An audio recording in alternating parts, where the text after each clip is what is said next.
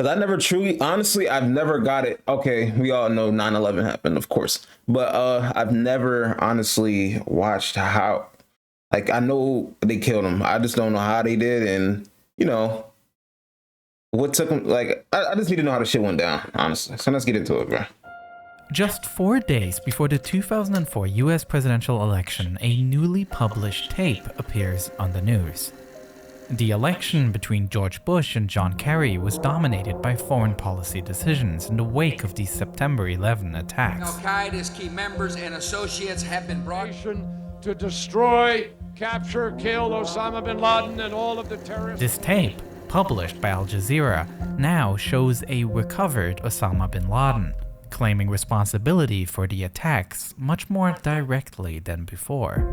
The staging of this recording, in which bin Laden tries to appear as some legitimate figure, directly addressing the nation that he attacked, is a painful reminder that the most wanted man on the planet must be feeling somewhat safe wherever he may be.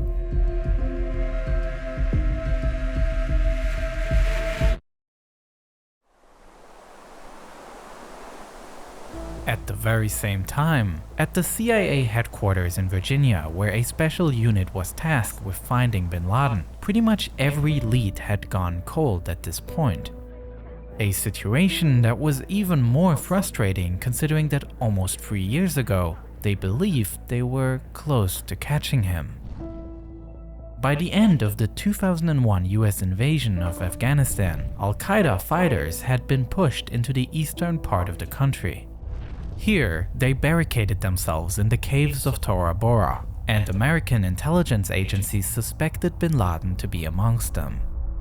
Supported by the Americans, local Afghan tribes fought through the terrain, and heavy airstrikes were carried out. But by the time the battle was won, bin Laden had already fled. After the fighting ended, only about 20 people were arrested, and the CIA was left empty-handed, having missed what may have been a unique opportunity to capture Al-Qaeda's leader. But at least one of the people arrested here would eventually open a lead for investigators to follow. Prior to his capture, Mohammed al-Qahtani was unknown to the investigators. He himself denied any connection to Al-Qaeda and said that he was in Afghanistan to pursue his interest in falconry. But when investigators took his fingerprints, they found a match in their system. They found out that just a few weeks before the September 11 attacks, he had tried to enter the United States. Carrying $2,800 in cash with him and traveling on a one-way ticket, the customs agent became suspicious of Qahtani and denied him entry to the country, fearing he might be trying to illegally immigrate. The investigators also knew that on the very same day, a call was placed from Orlando Airport to an Al-Qaeda telephone number in the United Arab Emirates. This number had been monitored, and the fact that Qahtani was at the airport at the same time made investigators scramble to establish some sort of connection between these events. FBI agents worked their way through piles of airport surveillance footage looking for more leads, and eventually they were successful. They were able to identify a car that was at the time rented by Mohammed Atta. Atta was the ringleader of the September 11 attacks and piloted American Airlines Flight 11 that struck the North Tower of the World Trade Center. It was concluded that Atta was waiting at the airport to pick up Qahtani. It is widely believed that Qahtani was intended as one of the hijackers of United Airlines Flight 93, which is the flight that failed to reach the attacker's intended destination because it crashed in Pennsylvania while the passengers were attempting to regain control. With that knowledge, Qahtani was interrogated, and he was one of several Al-Qaeda captives that in the coming months and years made it possible for investigators to get a better picture of the group's inner workings. Abu Zubaydah, a logistician for the group, was arrested in March 2002 and offered the CIA information that Khalid Sheikh Mohammed, who was Al-Qaeda's operational commander, had planned the attacks on America. 1 year later, I wonder, he also... like, how smart, well, to plan an attack like that, like, you really gotta have some, like, how smart do you gotta be? Like, you know, just to make sure this shit go down exactly how you want it to go down. Like, to go past the United States borders. Was it hard? I wonder if it was hard or easy, because no way. Like, it was just, I don't know. Is there so many unanswered questions? Like, I always wonder how they did this shit. And Qahtani revealed that in July 2001, in preparation for the attacks, Khalid Sheikh Mohammed introduced him to a person previously unknown to the CIA, Abu Ahmed al-Kuwaiti, who trained Qahtani in operational security. All this helped investigators to understand Al-Qaeda's structure better, with less trained operatives, a command and planning layer, and bin Laden as the leader. But they were still clueless as to bin Laden's whereabouts. The CIA was mapping relationships to understand who was in close contact with him and how he communicated from his hiding place. The private network of bin Laden, his family members, were also looked at. However, there was no contact between bin Laden and those family members of him that could be located. What the CIA knew was that bin Laden continued to send messages though. In the following years, new audio tapes appeared, and it was known that he was communicating with members of leadership within Al-Qaeda. The strategy of the CIA, therefore, was to look for the courier network, people that transport information. Big and tasty. Donald Trump. War with Iran. I'm running for governor. Explode in the sky. Our congratulations on An historic victory. In mid-January 2004, Kurdish security forces arrested a man named Hassan Gul. He was carrying a letter that was addressed to bin Laden. Gul was handed over to the Americans, who interrogated him and received crucial information indicating that a key person to finding bin Laden had already been on the agency's radar. Hassan Gul claimed that it is Abu Ahmed al-Kuwaiti who operates as bin Laden's personal courier. As the focus of the investigation shifts to Kuwaiti, investigators receive conflicting information about his role within Al-Qaeda. While Hassan Gul describes a larger role and that Kuwaiti was familiar with both Khalid Sheikh Mohammed and with his successor Abu Faraj al-Libi, Khalid Sheikh Mohammed, on the other hand, denies a major role of Kuwaiti and claims that this person has long since retired and is inactive. In May 2005, Abu Faraj al-Libi himself was also arrested in Pakistan, and he too vehemently denied a larger role of Kuwaiti. Investigators were also questioning a guy that goes by the name of Hambali, the former leader of Al-Qaeda's Southeast Asian affiliate group. He claimed that Kuwaiti did play a role, as he was the one managing a safe house in Karachi around the time the Taliban fled from Afghanistan. If anything, the many contradicting statements about the role of Kuwaiti made him all the more interesting. The problem was that other than his name, not much was known about him. And even the name itself is not uniquely identifiable, as it is not his real name, but an alias that translates as the father of Ahmed from Kuwait. While some important information was obtained through the interrogation of prisoners, the techniques used were highly controversial.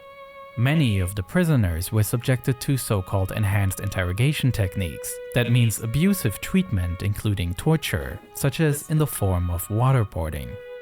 A 2014 Senate Intelligence Committee report examining the individual interrogations concluded that these techniques were ineffective and did not help to obtain information about bin Laden. Apart from that, there is the question of whether the display of the CIA's actions, seemingly freed from the rule of law, doesn't itself damage the national security of the country. It is a discourse that's bigger than the scope of this video. But with investigators stuck yet again, the next pieces of information will not come from their own work. No, the sides. Peace and stability. Blockbuster Total Access, Netflix. Essentially, they work the same way. The latest cyber drug of choice is called Twitter. For a war that should have never been waged. Calling it iPhone. In 2007, the CIA received the information they're looking for, the true identity of the Kuwaiti. It does not come from their own research, but from a foreign intelligence service, which is not known. The information reveals the true name of the Kuwaiti to be Ibrahim Saeed Ahmed, a Pakistani whose family had only moved to Kuwait. But while they have waited 2 years to get the name, it will take further years until they are able to locate him. President-elect, your victory. For bankruptcy. I'm gonna let you finish. Michael Jackson has died. The rescue effort begins. This guy is great, as good as we've seen. Michael In Jackson, June when did he 2010, pass the away? Kuwaiti and his brother changed the way they communicate with their cell phones, a fact that made it possible to determine the geolocation of the calls placed. The NSA had received telephone numbers suspected of being connected to Kuwaiti from a third country, which were now intercepted. Amidst the countless conversations monitored, one man stood out because he fit the profile of Kuwaiti. He spoke a mix of Arabic and Pashto, the language spoken in northwestern Pakistan. And in a conversation with a friend in the Persian Gulf, the man dodged the question of his whereabouts, cryptically replying that he is with the people he was with before. In addition, the investigators recognized that this individual goes to great lengths to prevent being tracked. His cell phone was switched off for most of the time, and it seems that he only put the battery in it when he was in the area around the city of Peshawar.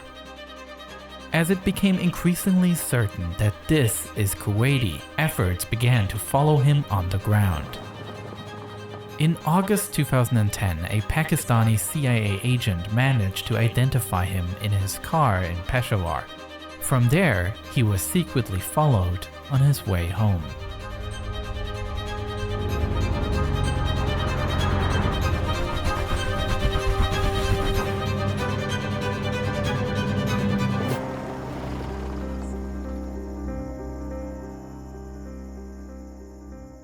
The large house surprised investigators.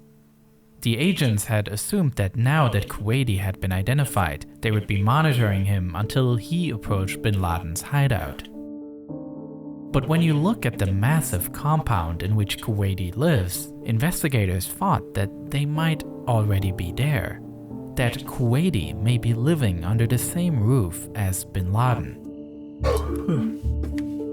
Even though Washington wasn't entirely sure about it at the time, bin Laden was located, and a manhunt that has had top priority since the September 11 attacks comes to its final stage. The task now was no longer with the intelligence agents, but with a team of special units who knew very little about what to expect when raiding this compound. On May 1st, 2011, at 11 p.m. local time, 2 Black Hawk helicopters, equipped with secret stealth technology, take off from Jalalabad airfield and head towards bin Laden's compound. The mission is complicated by the fact that the United States government had decided not to inform Pakistan of the operation, which means the Navy SEALs had to avoid getting noticed, which seems especially challenging considering that bin Laden's complex is located right next to a Pakistani military academy. The story of how this raid unfolded is truly fascinating, which is why I have produced another full-length video about this operation, creating detailed models of the mission's plan and mapping out how it played out during that night.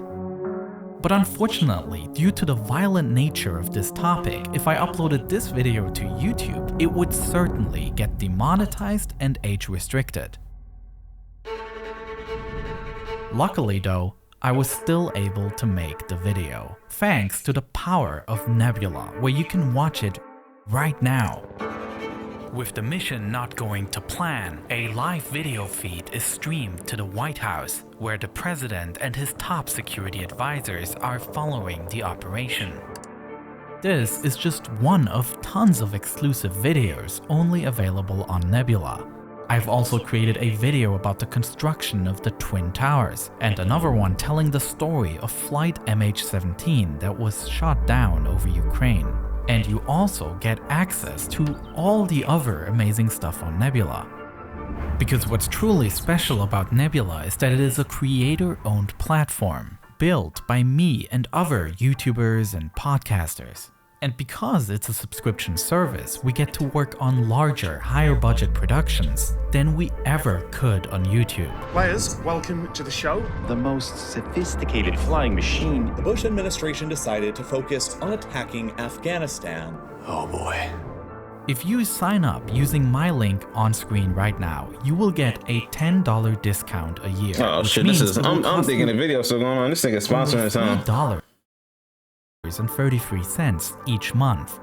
That way, you will support the ambitious project that me and my friends have embarked on of building our very own streaming site. The guy. Thank you so much for watching. The guy who hacked the CIA. I'm gonna have to watch that one. That might have to be one more.